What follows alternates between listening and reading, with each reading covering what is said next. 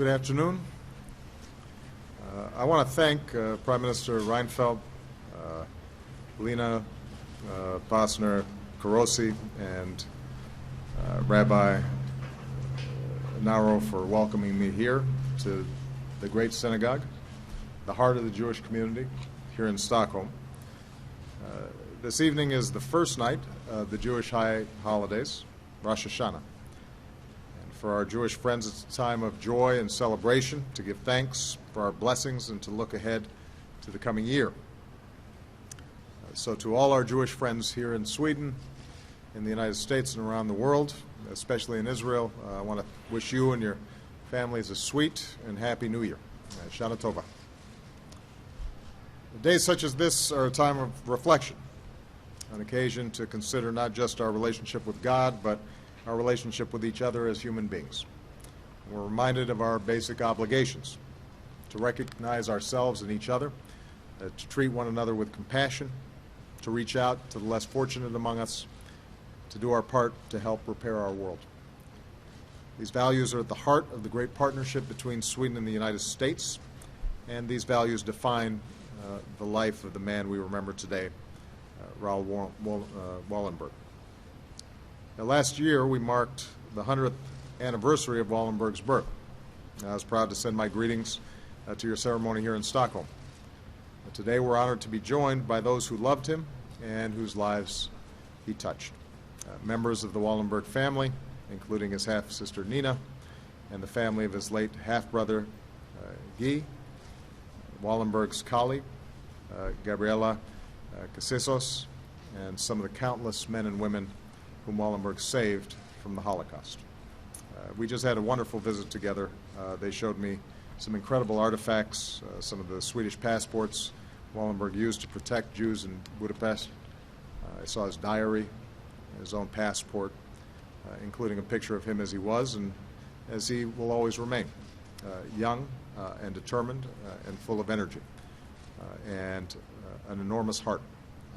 And I'm here today because as Americans, we cherish our ties to Wallenberg as well. He was a son of Sweden, but he also studied in America. I know he spent most of his time in Ann Arbor, but my understanding is he spent some time in my hometown of Chicago as well. He could have remained in the comfort of Stockholm, but he went to Nazi-occupied Hungary in partnership with the U.S. War Refugee Board. To this day, schools and streets in America bear his name, and he's one of only a few individuals ever granted honorary U.S. citizenship. So he's beloved in both our countries. He's one of the links that bind us together. Wallenberg's life is a challenge to us all, to live those virtues of empathy and compassion, even when it's hard, even when it involves great risk. He came from a prominent family, but he chose to help the most vulnerable. He was a Lutheran, and yet he risked his lives to save Jews. I will never be able to go back to Stockholm, he said, without knowing inside myself I'd done all a man could do to save as many Jews as possible. So when Jews in Budapest were marked with that yellow star, Wallenberg shielded them behind the blue and yellow of the Swedish flag. When they were forced into death marches, he showed up with the food and water that gave them life. When they were loaded on trains for the camps, he climbed on board too and pulled them off. He lived out one of the most important mitzvahs, most important commandments in the Jewish tradition: to redeem a captive, to save a life. The belief that when a neighbor is suffering, we cannot stand idly by.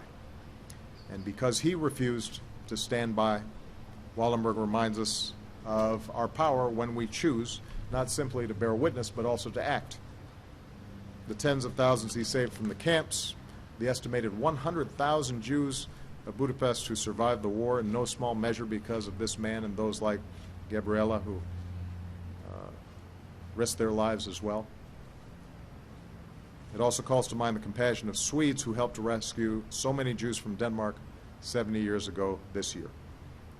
And this legacy shines bright in the survivors who are here today, and in the family trees that have continued to grow ever since. Children and grandchildren and great-grandchildren who owe their very existence to a Swedish hero that they never knew. I cannot think of a better tribute to Raoul Wallenberg than for each of us as individuals and as nations to reaffirm our determination to live the values that defined his life and to make the same choice in our time. And so today we say that we will make a habit of empathy. We will stand against anti-Semitism and hatred in all its forms. We will choose to recognize the beauty and dignity and worth of every person and every child, and we will choose to instill in the hearts of our own children the love and tolerance and compassion that we seek. You know, one of those whom Wallenberg saved later told this story. He was a young boy in hiding when they came for the women, including his mother. And my mother kissed me, he said, and I cried and she cried, and we knew we were parting forever. But then 2 or 3 hours later, to my amazement, my mother returned with the other women, and it seemed like a mirage, a miracle. My mother was there, she was alive, and she was hugging me and kissing me, and she said one word, Wallenberg. Today we stand in awe of the courage of one man who earned his place in the righteous among the nations, and we pray for the day when all peoples and nations find the same strength to recognize the humanity that we share and to summon in our own lives our capacity for good, to live with tolerance and respect, to treat everyone with dignity, and to provide our children with the peace that they deserve. So thank you very much. It is a great honor to be here today. And on behalf of the American people, we want to say to the Wallenberg family how truly inspired and grateful we are for all that he did. Thank you.